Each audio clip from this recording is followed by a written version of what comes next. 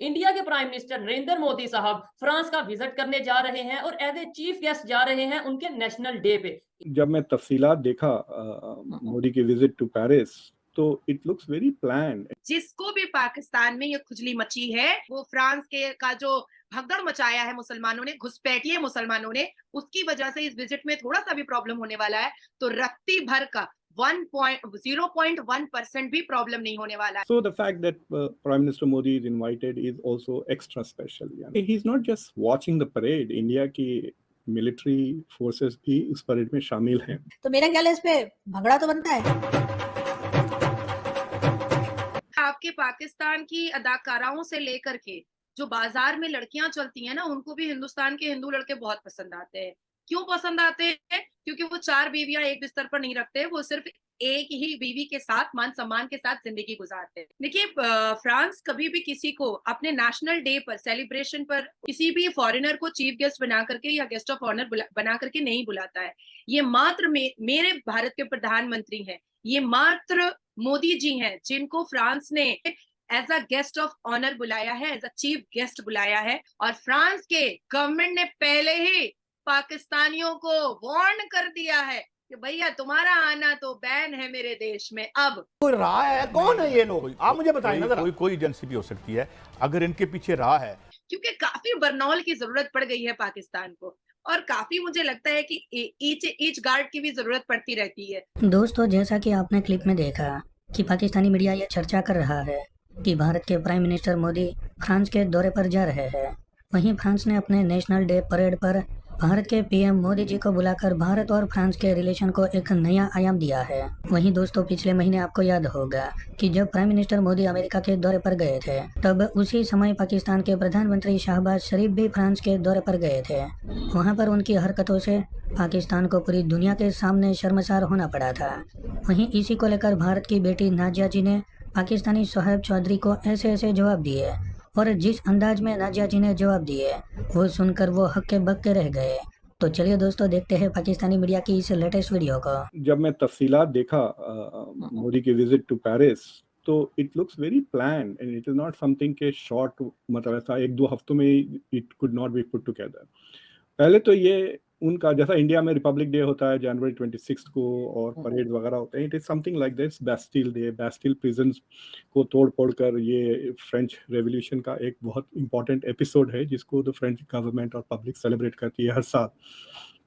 और हर साल apparently French president जो है सो काफ़ी वो रिचुअल्स में पार्टिसिपेट करते हैं, but they don't really invite, हर बार ऐसा कोई स्पेशल गेस्ट नहीं होता। So the fact that Prime Minister Modi is invited is also extra special. यानी पहले तो गेस्ट नहीं होते हैं और ऊपर से ये गेस्ट हैं।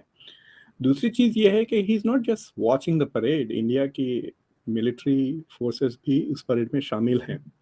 इनफैक्ट जो फ्लाई पास्ट होगा, फ्लाई बाय जो एयरफोर्स होगी, उसमें 3 इंडिया के रफाल होंगे, so Indian pilots will be flying. दूसरी चीज़ ये है कि दे आर सेइंग कि भाई फ्रांस और बरतानिया के इंडिया के 25 साल हो गए हैं स्ट्रेटेजिक पार्टनरशिप की, और उसको वो सेलिब्रेट कर रहे हैं। 2019 लेट 1990s में जब न्यूक्लियर टेस्ट वगैरह हुए थे इंडिया पाकिस्तान में, तो इंडिया पर भी सैंक्शंस लग गए थे।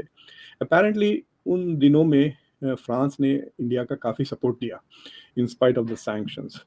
So that is a source of, मतलब 1998 से ये जो स्ट्रेटेजिक पार्टनरशिप चल रही है, France has proven to be a good. और फ्रांस से इंडिया ने काफ़ी जेट फाइटर्स वगैरह कई लिए, मिराज लिए 1980s में शायद, फिर उसके बाद रफाले भी लिए हैं, और अब एक डील डिस्कस हो रही है कि 26 मज़ीद रफाल खरीदेंगे जो मरीन वर्जन्स हैं, यानी वो INS विक्रांत पे लैंड और टेक ऑफ करेंगे। So there is this big deal coming up, जो सबसे बड़ा है वो 26 रफाले का होगा। So will see how that goes. अभी तक कंफर्म तो नहीं हुआ, बट इट सीम्स के they are the front runner.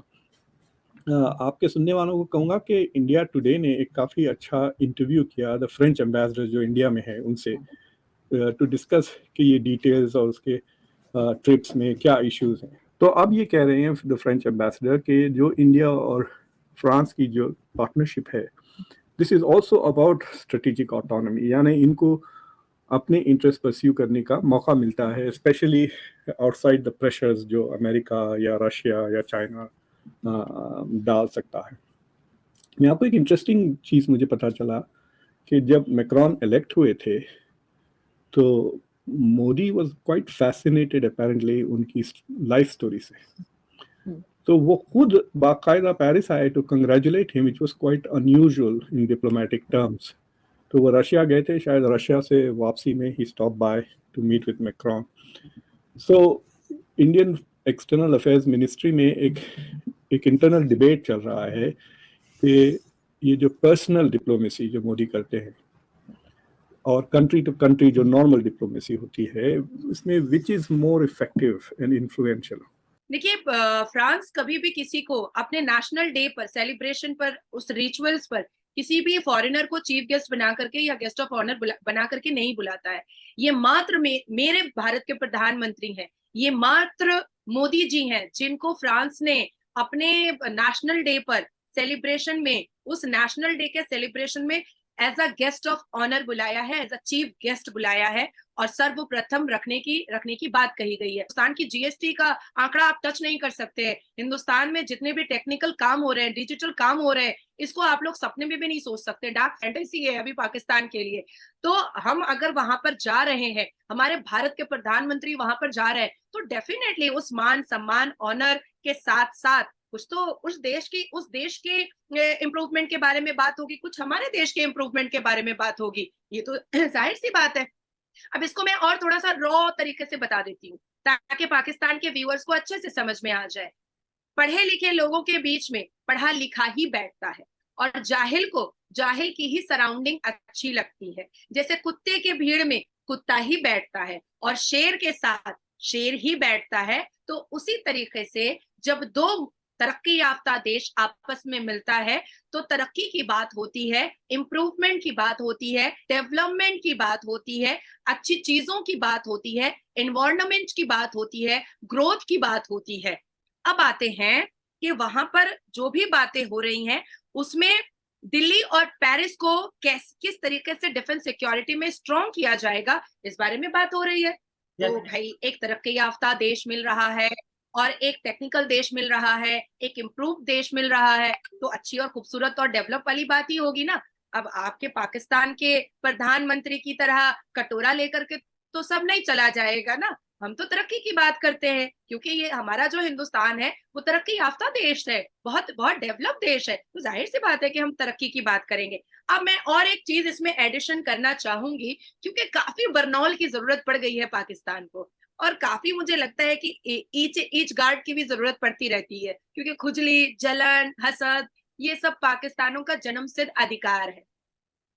अब ये कहेंगे कि भाई अभी तो फ्रांस में इतना दंगा हो रहा है, अभी तो फ्रांस में इतना कुछ हो रहा है, पर उसका एक भी इफेक्ट इस विजिट में नहीं होने वाला है। और फ्रांस के गवर्नमेंट ने पहले ही पाकिस्तानियों को वार्न कर दिया है कि भैया तुम्हारा आना तो बैन है मेरे देश में।